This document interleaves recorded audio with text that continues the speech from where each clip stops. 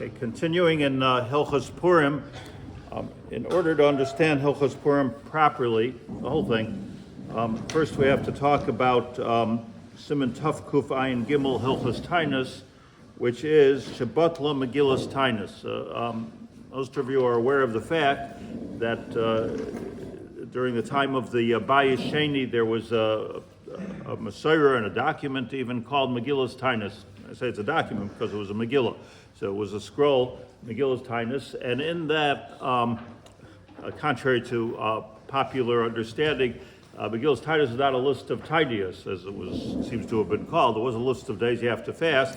It was a list of days that you're not allowed to fast. That's what Megilas Taanis are. So Megilas Taanis was a Gatsa Megillah of different holidays or Yomim Tovim or days of celebration that the Bnei Yisrael, Klal Yisrael kept, particularly in Eretz Yisrael. That's where we were in Eretz Yisrael during the time of the Bayis Sheni. So, for instance, there was Yom Har Hagrizim, let's say the day that we won with Alexander the Great. Not we won him, but we won his jurisdiction, and he allowed us to expand in Yerushalayim. All kinds of wonderful things happened during the time of the Bayis Sheni, and they were recorded. And on those days, that's Megilas Taanis. On those days, you're not allowed to say Tachanun. You're not allowed to say a Hesped. Most important, you're not allowed to fast. In other words, if for whatever there was no grade and the Chacham wanted to be Geyser Titus, they were Geyser Titus. That's the whole Masechta Titus, but not on the days that are listed in Megilas Taanis. The Gemara in Rosh Hashanah Yotes has a whole diyun about what happened to that very special historical document and really halachic document, Megilas Taanis. And at the end, the Gemara says on Rosh Hashanah Yotes of an Aleph, the Gemara says Batla Megilas Taanis. By the way, it's just for those that are medactic, very interesting. The Shulchan Aruch says, Sif Aleph, quote, Hilchos Batla Megilas Taanis. Hilchos Batla Megilas Taanis. A very interesting lashon. Usually Shulchan Aruch doesn't start with Hilchos that I know. There's places I don't know, but it's an interesting language to start language in the Gemara to start out Hilchos Batla Megilas Taanis. Therefore, says the Shulchan Aruch, this is not in Hilchos Purim, it's Hilchos Taanis. Chol hayamim aksuvim ba, all those days that are written in Megilas Taanis, mutter li'sanos ba, you're allowed to make a Taanis on those days. That's talking about a yachid's allowed to make a Taanis. The Mishnah Berurah explains in the name of the Ravid that Tzibor is still not allowed to make a Taanis. There is something remnant of Megilas Taanis. In other words, we know about those holidays. Bekoshi, you'd have to read history books to learn about some of those holidays that are there. Bekoshi one of the things that it said a bit in Megilas Taanis is that whenever it was a good day, a celebration day, we're talking about days, Lahavdil, Elef Havdalas, like in American culture, you have Veterans Day, the 4th of July, those are kind of remembrance days. That's what they were. They were days of remembering. And the way they did it, it was always a 3-day celebration. It was the day before, the day after. So says the Shulchan Aruch, really the name of the Gemara, that you're allowed to fast on those days. Certainly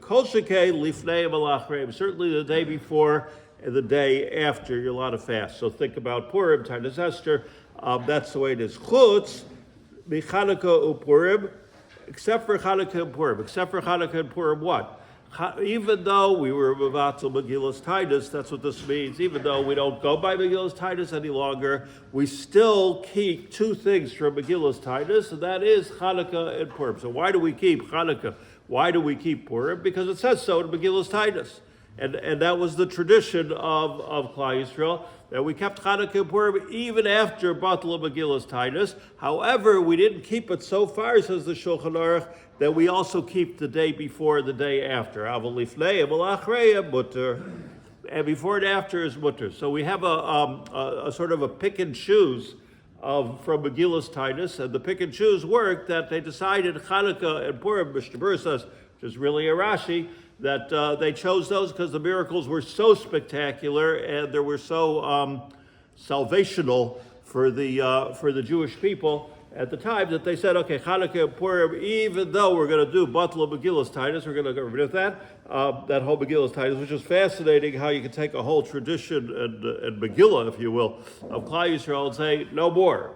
We're not going to do this anymore. But they did say they kept Hanukkah and Purim. The Mishnah Berurah says, why were they mevatel Megilas Taanis? What's wrong with Megilas Taanis? So he says, the reason we're mevatel Megilas Taanis is mipnei, says the Mishnah Berurah, because so many bad things happen.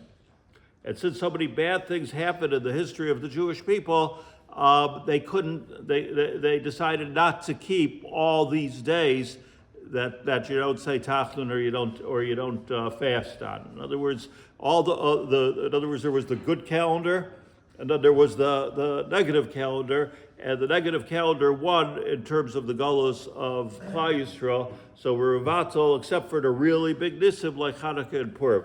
I just want to point out that according to, I don't know why the Mishnah Berurah quotes this Lavush, but he could have said differently, and that is like the Rishonim say. The Rishonim say that Kishachorba Beis Hamikdash, that when the Beis Hamikdash was Nechrav, so there were so many things that happened. We didn't want to eat meat any longer. We didn't want to dance or sing any longer, play music any longer, and we were mevatel Megilas Taanis. So it wasn't just there was this accumulation of tsaros that took place, and therefore we said, okay, the balance is off, so let's be mevatel Megilas Taanis. It was once the Beis Hamikdash was destroyed, Chazal said, "Eilanu cheshek any longer to keep all these different Yom Tovim."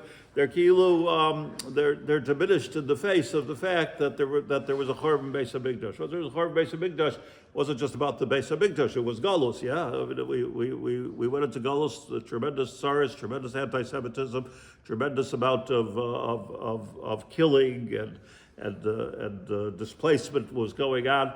Famine was going on, so Megilas Taanis is not for now. Megilas Taanis is not for now. But Hanukkah, Purim, so no matter what, that's going to go through all of the Goliath, Hanukkah and Purim. So the Gemara says, by Hanukkah, why they pick Hanukkah? That's the question they meant. Therefore, all this is to say that therefore the law of not fasting applies to Purim, but they were mevatel Megilas Taanis that you can fast the day before Purim, even though strictly according to Megilas Taanis you wouldn't be allowed to, and that's called Batla Megilas Taanis, but we still make a Taanis Esther.